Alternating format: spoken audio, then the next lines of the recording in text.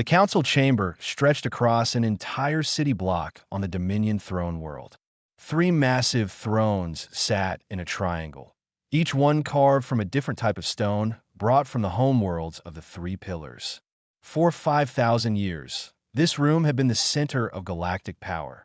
General Brack shifted his weight on the warrior throne. His thick gray skin absorbed the dim light, and his 4 arms rested on the carved armrests. He hated these meetings. Too much talking, not enough action. The Crothan were born to fight and lead, not to sit in rooms debating policy. Across from him, Administrator Preen tapped her long fingers against a data tablet. The Solari were tall and thin, with skin that shimmered like oil on water.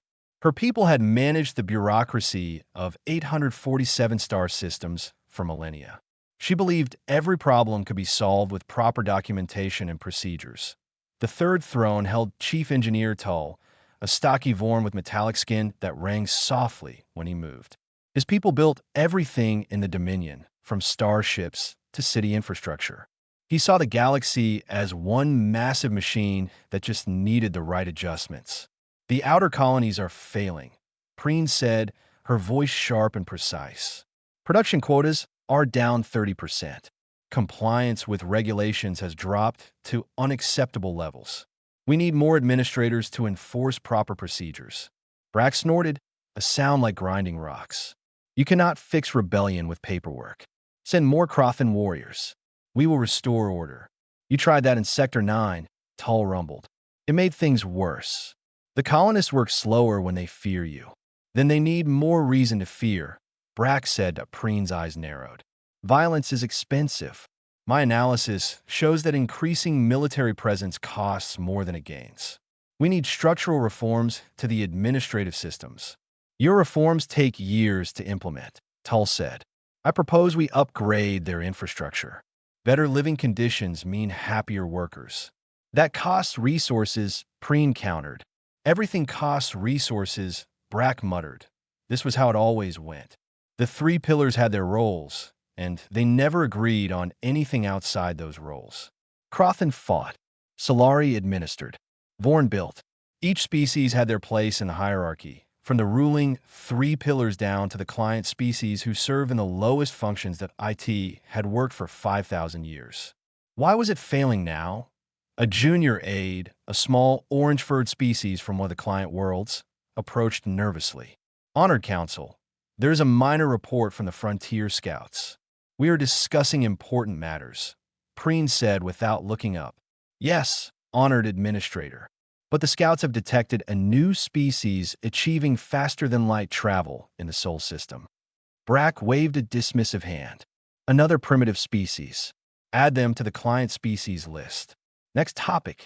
Actually, the aide said, then hesitated. Speaking out of turn could mean demotion, but something in the report troubled him. The Scouts say their technology is unusual. They achieved FTL through methods we do not recognize. Tull's metal skin chimed softly as he leaned forward. What methods? The report is unclear, Honored Engineer. They use chemical propulsion combined with gravitational manipulation. Their ships are crude but functional. The design philosophy does not match any known pattern. Interesting, Tull said. It is irrelevant, Preen said. Every species develops their own path to FTL.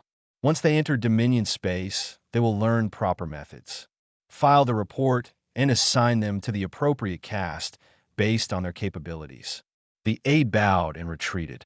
Brack watched him go, then turned back to the debate about the colonies. But something nagged at his warrior instincts. New species appeared regularly, and they always fit into the existing order. Warriors, administrators, engineers, laborers, servants. Everyone had their place, yet the frontier colonies were restless. Client species were asking questions they had never asked before. Why could they not rise above their assigned roles? Why must a species born to serve always serve? Dangerous questions. Questions that threatened 5,000 years of stability. We need to address the core problem, Tull said, breaking Brack's thoughts. The system is not adapting to changing conditions. We apply the same solutions we have always applied, but they no longer work as well. The system is perfect, Preen said coldly. The problem is that species are not following the system correctly. We need stricter enforcement. We need stronger control. Brack agreed.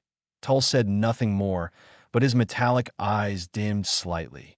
Even he could not argue against both other pillars. The meeting dragged on for hours. Production quotas, military deployments, infrastructure projects. Everything divided neatly into the three categories that had governed the galaxy for so long. By the time they finished, Brack felt exhausted in a way that battle never left him. He returned to his quarters and pulled up the scout report on the Sol System species. The humans, they called themselves. Their ships were tiny compared to Dominion vessels. Their technology was at least 2 centuries behind standard. They had barely left their own star system. Nothing about them seemed remarkable. Just another species that would join the lower castes, serve their function, and eventually accept their place in the natural order. Still, Brack ordered increased observation. Something about the timing bothered him. New species appearing just as the old order began to crack. Probably nothing. Probably just coincidence. But Brack had not survived 500 years of warfare by ignoring his instincts. He flagged the human files for regular updates and marked them with a priority code. Not urgent, but worth watching. In the Dominion, everything had its place. Every species had their role. The 3 pillars ruled, and everyone else served. It had been this way since before Brack was born, and it would continue long after he died. Change was not possible. The system was too vast, too entrenched, too perfect. Or so everyone believed. Crossroads Hub floated at the intersection of 7 major trade routes, a massive station that housed over 2 million beings from 60 different species. The market levels buzzed with activity as traders haggled, diplomats negotiated, and travelers sought passage to distant systems. Amy Ross walked through the chaos with her crew following close behind. She tried not to stare at the aliens around her, but everything was new. Creatures with 6 legs. Beings made of crystalline structures. Species that communicated through color changes on their skin. "This is incredible," Owen whispered beside her. The diplomat had studied alien cultures for years, but nothing prepared you for seeing them in person. "Do you see the caste markers on their clothing? Every species wears symbols showing their rank." "I noticed," Amy said. "Don't wear one yourself. We are not part of their system."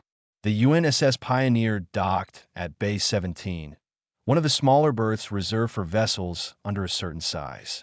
The human ship looked primitive compared to the sleek Dominion cruisers, but it had carried them across the stars, and that was enough that a thin being with shimmering skin approached them at the docking gate.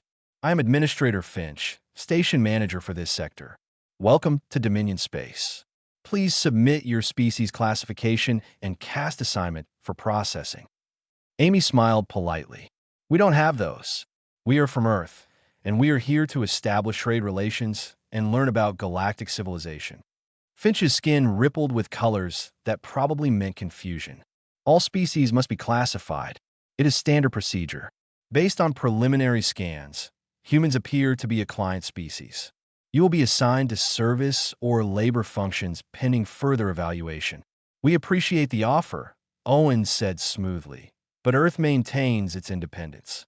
We are not seeking to join the Dominion hierarchy. We simply wish to trade and exchange knowledge." "That is not possible," Finch said. "All species in Dominion space must accept proper classification. It is for your own benefit. The system ensures everyone has a place and purpose." Amy's patience was already wearing thin. "We have a place, Earth, and our purpose is our own to decide. Now, can we discuss trade, or should we move on to another station?"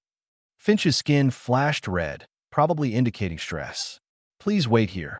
I must consult with higher authorities." While they waited, Dmitri wandered off toward the engineering section. The Russian engineer could not resist looking at alien technology.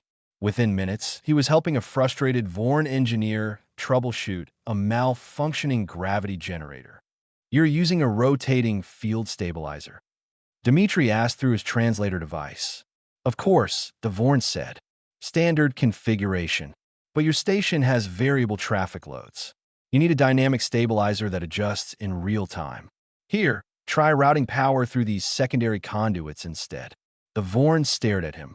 That is not in the manual. Engineers do not deviate from approved procedures. Maybe not, but it will work better. Dmitri made the adjustments anyway. The gravity generator's whine smoothed out immediately. See, the Vorn engineer looked at the readings, then at Dmitri, then back at the readings. This is 40% more efficient than standard configuration. How did you know? I didn't. I guessed based on the principles. Sometimes you have to experiment. Dr. Yuki set up a small medical station in one of the public areas, offering free health scans to anyone interested.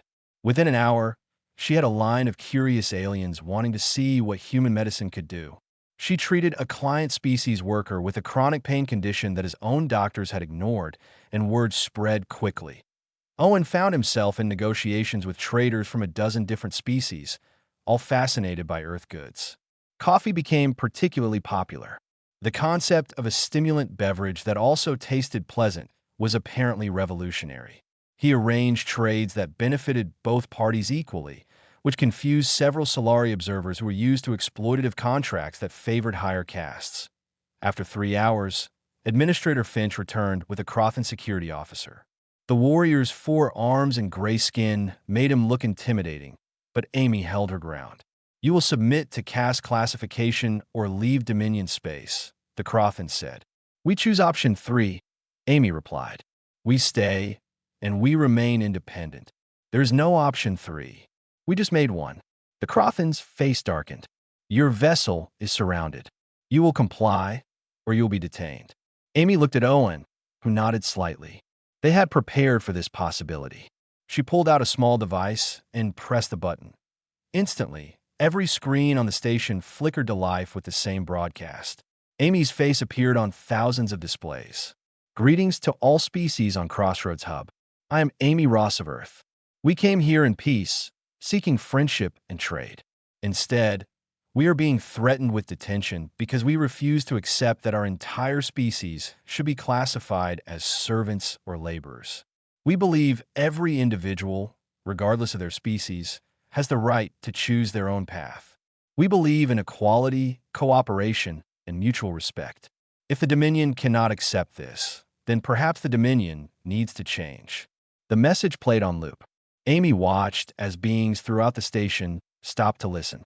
Client species workers looked up from their tasks. Traders paused their negotiations. Even some of the higher caste members seemed interested.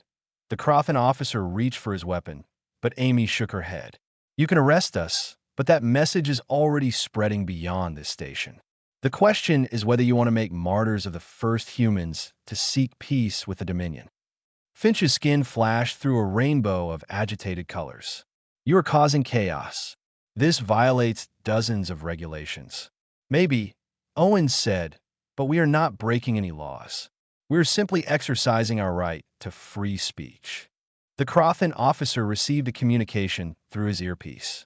His expression shifted from anger to uncertainty. My commanders wish to discuss this situation. You will remain on the station while they decide how to proceed. We had not planned to leave yet anyway, Amy said pleasantly. The officer left, but the damage was done. Throughout Crossroads Hub, beings were talking about the human message. Client species workers were asking why they could not choose their own paths. Traders were questioning why some species got better deals than others. A small crack had formed in the foundation of the Dominion. Nobody realized it yet, but that crack would spread. The diplomatic shuttle descended through Earth's atmosphere, and General Brack watched through the viewport with growing unease. He had visited hundreds of worlds during his long career, but this one felt different. Cities sprawled across continents in chaotic patterns. Lights glittered from thousands of settlements, large and small. There was no central capital, no obvious seat of power. Where's the ruling city? He asked. There isn't one, Administrator Preen said, reviewing data on her tablet. They have something called nations. Hundreds of them, each with their own government. How do they accomplish anything? Brack demanded. Chief Engineer Tull studied the readings with interest. They cooperate when needed and compete when useful. Fascinating approach. They landed at a facility in a place called Geneva. Humans greeted them with respect, but not the fearful deference the Dominion usually received. These beings smiled and shook hands and acted like they were meeting equals. Amy Ross met them at the landing pad. "Welcome to Earth. We are honored to host the Three Pillars. I hope your journey was comfortable." "It was adequate," Preen said. "We are here to educate your species about proper galactic order. You have caused significant disruption with your message on Crossroads Hub." "We simply spoke our truth," Amy said. "Would you like to see our world before we talk policy?" Brack expected a tour of military installations. Instead, they visited a hospital where doctors treated patients from dozens of Earth nations. They toured a university where students from different cultures studied together. They watched a disaster response drill where military forces, civilian volunteers, and private companies worked side by side. "This is chaos," Preen said, watching the drill with obvious discomfort. "Everyone performing different roles. No clear chain of command. How can this be efficient?" "Watch," Amy said. A simulated building collapse played out before them. Immediately, different groups sprang into action. Military personnel provided security and heavy lifting. Civilian doctors treated injuries. Engineers assessed structural damage. Volunteers distributed supplies. Private contractors brought in specialized equipment that IT looked messy. It looked disorganized, but within minutes, they had rescued all the simulated victims and stabilized the situation. "Compare that to your standard Dominion response time," Amy said, showing them the data. Brack stared at the numbers. The human response was 40% faster than Dominion protocols. "How?" "Because our people are not locked into single roles," Amy explained. "That soldier there? She also has medical training. That engineer? He volunteers with search and rescue teams. We train our people to be adaptable, to work across boundaries." Tull's metallic skin chimed softly. Inefficient use of specialization. Each person should master one role. "Why?" Owen asked, joining them. "Humans fought each other for thousands of years before we reached the stars. We learned that rigid thinking gets you killed. Adaptability keeps you alive." That evening, they gathered for dinner. Brack watched as humans from different cultures served food from their regions. Chinese dishes next to Mexican food next to Indian cuisine. The variety was overwhelming. "You spent millennia fighting each other?" Preen asked, her skin flickering with disgust. "Your own species?" "Yes," Amy said simply. "That is barbaric." It was Amy agreed. "We nearly destroyed ourselves several times. Nuclear weapons, climate change, resource wars. We came close to extinction more than once." "And you consider this a strength?" Brack asked, genuinely confused. Amy set down her fork and looked at each of them. "We learned from our mistakes. We had to, or we would have died out. We learned that different perspectives make us stronger. We learned that cooperation beats domination. We learned that change is not something to fear, but something to embrace. You learned to question your place," Preen said quietly. "We learned that everyone deserves the chance to choose their place," Owen corrected. "Not be born into it." Brack felt something shift in his mind. For 500 years, he had been a Crothan warrior. He was born to fight and lead. That was simply reality, as natural as gravity. But what if it was not natural? What if it was just the way things had been arranged? "Your system causes conflict," Preen argued. "Having everyone pursue their own goals creates competition and chaos." "Yes," Amy said. "And from that chaos comes innovation, art, science, and progress. You call it chaos. We call it freedom." Tull had been quiet through most of the meal, but now he spoke. "I examined your spacecraft designs. They are crude by our standards, but they combine principles in ways no Vorn engineer would attempt. You mix technologies that should not work together, yet somehow they do. Because we do not have a manual telling us what is allowed," Dmitri said. "We experiment. We fail. We learn. We try again." The dinner ended with more questions than answers. Brack returned to the shuttle troubled. He had expected to find a primitive species that needed guidance. Instead, he found a civilization that had achieved something the Dominion never had. They had learned to grow beyond their origins. Over the following days, more human ships left Earth. Each one carrying not weapons, but ideas. They traveled to colonies and stations throughout Dominion space, and everywhere they went, they asked the same simple questions. Why must you only do what your species has always done? Why cannot you choose your own path? What do you want to become? On a shuttle back to the throne world, Preen worked furiously on her reports. Tull reviewed human engineering data with growing fascination. Brack stared out the viewport and wondered if 5,000 years of stability had been 5,000 years of stagnation. They are dangerous, Preen said. Yes, Brack agreed. But dangerous to what? The Dominion, or just to the idea that the Dominion was the only way?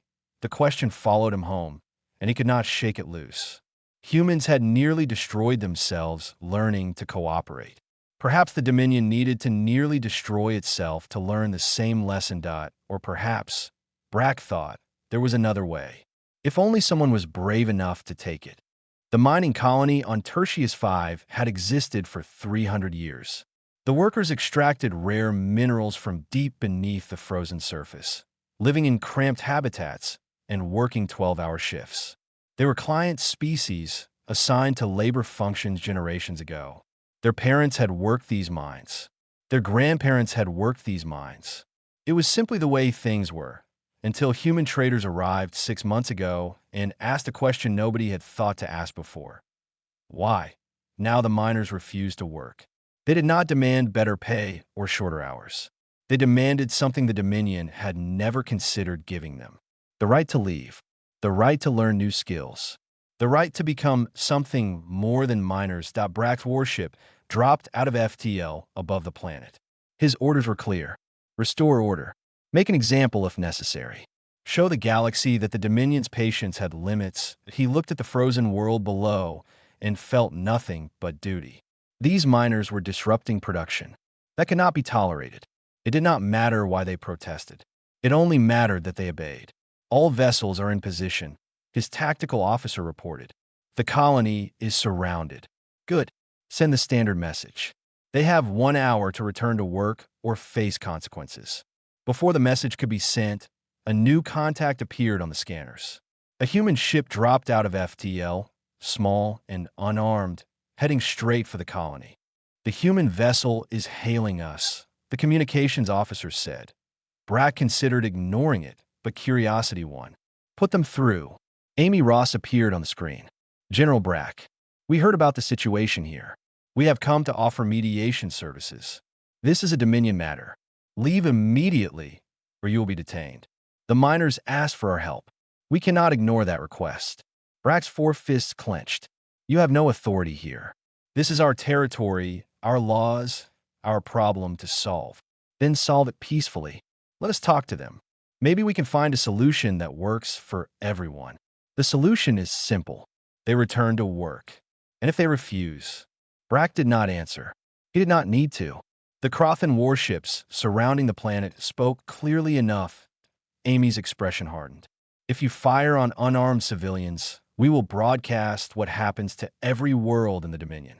The galaxy will see what happens when people ask for freedom. You dare threaten me? I am promising you transparency. The colonists deserve to be heard. Let them speak. Let the galaxy hear their grievances. If they are wrong, the truth will show it. If they are right, then justice demands they be heard. Brack cut the transmission. His warrior instinct screamed at him to eliminate the threat. The human ship was defenseless. One shot would end this complication. But something held him back. The memory of Earth. The humans who had survived by learning to adapt. The question that would not leave his mind. What if the miners were right? General, Administrator Preen is on the secure channel. She orders immediate action. Suppress the colony and detain the human vessel. Brack looked at the planet below. At the tiny mining settlements scattered across the frozen surface. At the human ship, small and vulnerable. Hanging between his fleet and the world. 500 years of loyalty said he should obey. 500 years of service to the Dominion demanded it. But something new had awakened in him during his visit to Earth. A doubt, a question, a possibility. Open a channel to Chief Engineer Tull. Private channel. General, do it. Tull's metallic face appeared on a secondary screen. Brack, I heard about Tertius 5. Are you going to attack? That is why I am calling you. The humans want to mediate. Preen orders me to refuse. What is your analysis? Tull was quiet for a long moment. The miners are not violent. They simply refuse to work. Standard suppression will cost lives and make them martyrs. The colony will produce nothing for months during reconstruction. From an efficiency standpoint, mediation costs less. That is not what I asked. I asked what you think is right. Another pause. I visited Earth. I saw what humans built. They argued and competed and created something remarkable from their chaos. Maybe we have been solving problems the same way for so long that we forgot there might be other solutions. That sounds like sedition or evolution, Tull said. I will support whatever decision you make. Brack closed the channel and stared at the planet. Everything he believed said he should follow orders. Restore order. Maintain the system. Protect 5,000 years of stability. But stability was not the same as rightness. Open a channel to Amy Ross. His crew stared at him in shock, but they obeyed. I will allow mediation, Brack said when Amy appeared on screen. You have one day. If you cannot resolve this peacefully, I will follow my orders. Amy nodded slowly. Thank you, General. That is all I ask. A chance. Brack watched as the human ship descended to the colony surface. He could still order his fleet to fire. He could still end this with overwhelming force. Instead, he waited. Within hours, Amy had arranged a public forum. The miners spoke about their lives, their dreams, their desire for something more than endless labor. They were not rebels or criminals. They were beings who wanted the same thing humans wanted. Choice. The broadcast went out across the Dominion. Millions watched as the miners explained their position. They did not demand to rule or fight or destroy. They just wanted the opportunity to learn, to grow, to become more than their parents had been. Preen sent increasingly urgent orders. Attack. Silence them. Restore order. Brack ignored them all. By evening, Amy had proposed a compromise. The Dominion would maintain authority over the colony, but the miners would gain limited self-governance. They could form councils, request training in new skills, have a voice in decisions that affected their lives. It was a small change. A tiny crack in 5,000 years of rigid structure, Tull called again. I reviewed the proposal. It is logical. Productivity will likely increase when workers feel they have agency. Preen will never accept it. Then we outvote her. The three pillars must have two in agreement. I support this compromise. Do you? Brack looked at his fleet, at the colony, at the human ship that had dared to stand between his weapons and defenseless miners. Yes, he said finally. Edo. The galaxy would never be the same. News of the Tertius 5 compromise spread like wildfire through the Dominion. Within weeks, 50 more colonies requested similar arrangements. Client species across hundreds of worlds began asking questions that had been unthinkable for millennia. Why must we only serve? Why cannot we learn? Why cannot we choose? The Dominion Council met in emergency session. Preen stood before the other pillars, her shimmering skin flashing angry reds and oranges. This is a catastrophe, she said. Productivity is down across all sectors. The client species are refusing assignments. The entire structure is collapsing. Tull examined his data carefully. Actually, productivity in the reform colonies has increased by 12%. When workers have agency, they work harder. That is not the point, Preen snapped. The point is order. Structure. Everyone in their proper place. Without that, we have chaos. Brack sat quietly on his throne. He had said little during these meetings, which was unusual for him. Ever since Tertius 5, something had changed in the old general. He questioned orders now. He thought before he acted. Some called it wisdom. Others called it weakness. We must eliminate the source of this contamination, Preen continued. The humans. They are poisoning the Dominion with their ideas of choice and freedom. I propose we issue an ultimatum. Accept caste assignment or face military blockade. You and go to war with Earth. Tull asked, I want to restore order. The vote was called. Tull voted against the blockade. Preen voted for it. All eyes turned to Brack. He thought of Earth. The chaotic, vibrant, dangerous world where beings fought and argued and somehow created beauty from conflict. He thought of the Tertius 5 miners who just wanted a chance to grow. He thought of 5,000 years of stability that had become stagnation. I vote for the blockade, he said quietly. Preen smiled in triumph. Tull looked at Brack in confusion and disappointment. But Brack raised one hand. However, I propose we give humans a chance to speak before we act. Let them address the full council. Let them make their case. If they cannot provide a solution to the chaos they have created, then we proceed with the blockade. Preen considered this. Agreed. But they have 30 days. No more. Word was sent to Earth. The response came quickly. Amy Ross would come to the throne world. She would speak to the council. She would offer a solution. Or Earth would stand alone against the might of the Dominion. The 30 days passed quickly. Colonies continued to demand reforms. Client species continued to question their roles. The Dominion teetered on the edge of collapse or transformation, and nobody knew which way it would fall. Finally, Amy arrived. She stood in the great council chamber, tiny and human and seemingly insignificant beneath the massive thrones of the three pillars. Thousands of representatives from across the Dominion watched via hologram. The entire galaxy waited to see what would happen. I'm not going to argue or threaten, Amy began. I'm going to tell you a story. The story of Earth. She told them about the wars, the weapons that could destroy the world, the famines and plagues and disasters that nearly ended humanity. She told them about the times humans almost gave up, almost destroyed themselves, almost chose extinction over the hard work of cooperation. We survived because we learned one truth, Amy said.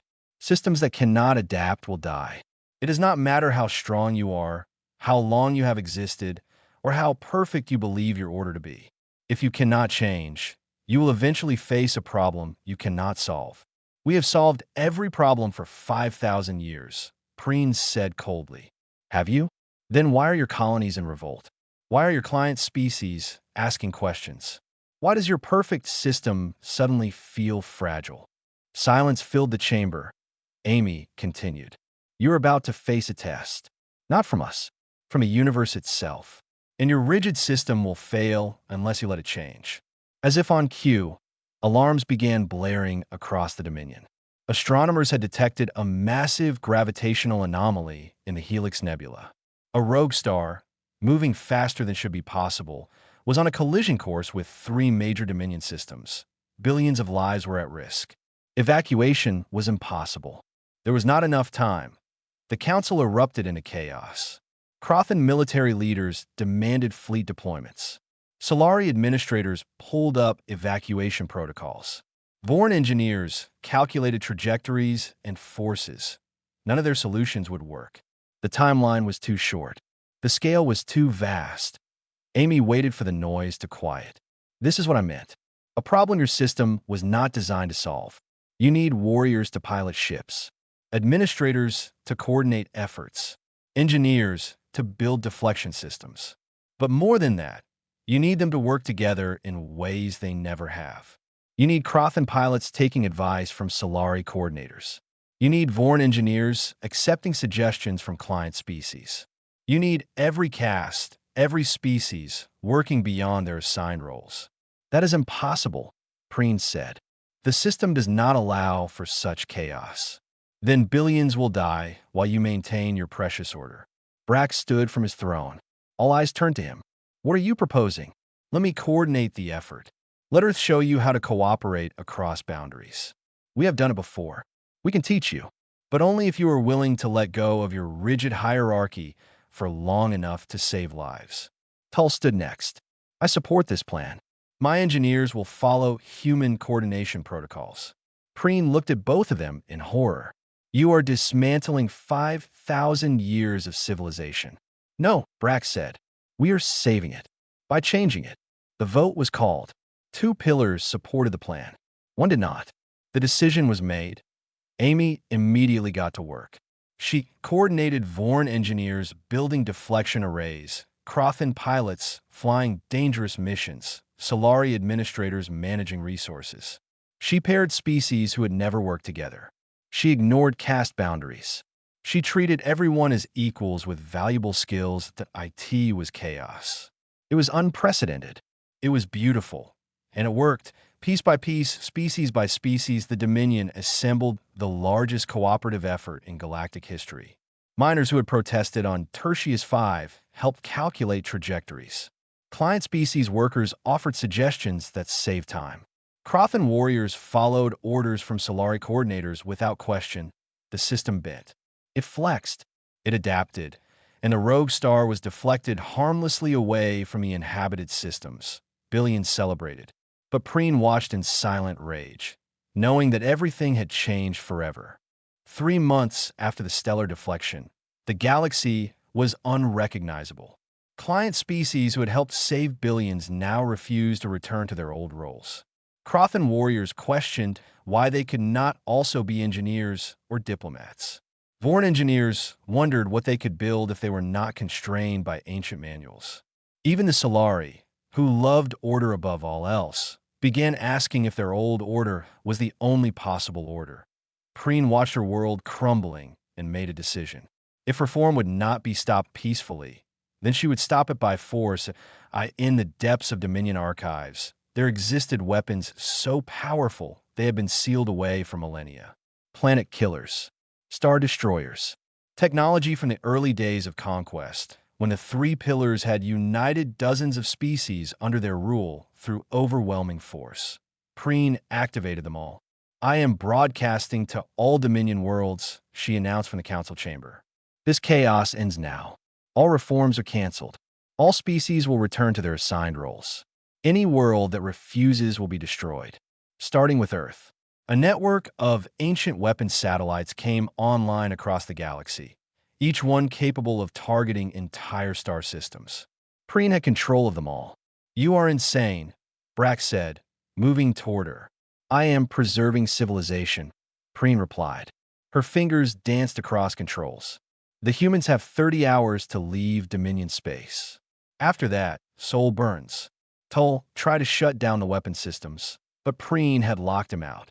Centuries of administrative access gave her control of systems even the engineers could not breach. "This is not order," Brack said. "This is tyranny. They're the same thing. Order requires force. I have simply reminded the galaxy of that truth." Messages flooded in from across the Dominion. Some species supported Preen, fearing the chaos of change. Others condemned her, having tasted freedom and refusing to give it up. The galaxy fractured along lines that had nothing to do with caste or species, but with a simple question: what kind of future did they want? Amy received the ultimatum on Earth. She could flee. She could hide. She could save herself. Instead, she broadcast a message to every world in the Dominion. Administrator Preen threatens to destroy Earth unless humanity leaves. She threatens to destroy any world that supports reform. She believes the only way to maintain order is through fear. I want you to know something. We are not leaving. We are not afraid, and we will not bow to threats. Not because we are brave, but because some principles are worth dying for. Freedom is one of them. She paused, letting her words sink in across billions of screens. But here is what I want you to understand. This is not just about Earth. This is about all of you. Every species that has begun to question their place. Every being that has wondered if they could be more. Preen does not just threaten us. She threatens the future you are building together. The question is simple. What will you do about it? For hours, nothing happened. The galaxy held its breath. Then, slowly, species began to respond. Not with weapons, not with violence, but with a different kind of power. They simply stopped obeying. Crothan soldiers refused to enforce Preen's orders. Vorn engineers shut down weapon systems rather than fire on civilian targets. Solari administrators deleted her directives from the networks. Client species across hundreds of worlds went on strike. The Dominion did not collapse into war. It transformed into something new right before Preen's eyes. Brack approached her carefully. "It is over, Preen. The galaxy has chosen. They have chosen chaos," she whispered. "They have chosen freedom. There is a difference." Tull joined them. "You can accept trial for activating the ancient weapons, or you can retire peacefully." but your time as a pillar is finished. Preen looked at the screens, showing thousands of worlds in open defiance. She had tried to save the old order, but the old order was already dead. She had just been too committed to it to see. I believed I was protecting us, she said quietly. You were, Brack said, not without sympathy. But sometimes the greatest threat comes from holding too tightly to the past. Preen resigned.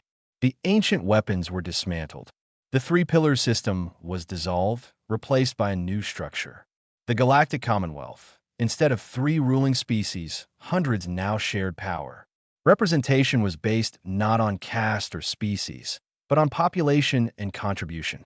Any being could pursue any role, limited only by their abilities and choices. The transition was not smooth. There were conflicts, arguments, disagreements. Some species tried to maintain old hierarchies. Others pushed for too much change too fast. But through it all, they kept talking, kept compromising, kept working together. Earth did not seek to lead the new Commonwealth. Humans served as mediators, teachers, advisors. They shared the lessons learned from their own painful history. How to compromise. How to compete without destroying. How to cooperate across differences.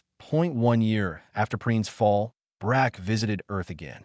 He found Amy at the same facility in Geneva where they had first met. The Commonwealth wants to honor you, Brack said. You changed the galaxy. Amy shook her head. The galaxy changed itself. We just asked the right questions. The young ones study human history now. They want to understand how you survived your conflicts. Tell them the truth. We nearly did not survive. We came within minutes of destroying ourselves multiple times. But we learned that survival requires more than strength. It requires the courage to change. Brack sat beside her, his massive frame settling onto the human-sized bench with some difficulty. I have lived 500 years as a warrior. I thought I understood power. Humans taught me that real power is not dominating others. It is inspiring them to be better. They sat in comfortable silence, watching ships launch from the facility. Mixed crews heading to the stars. Humans working alongside Crothan, Solari, Vorn, and dozens of other species. The Dominion had ruled through force for 5,000 years. Earth took command in a single generation, not by conquering, but by asking a simple question. What if there was a better way? The galaxy was still finding the answer, but at least now they were free to search for it together.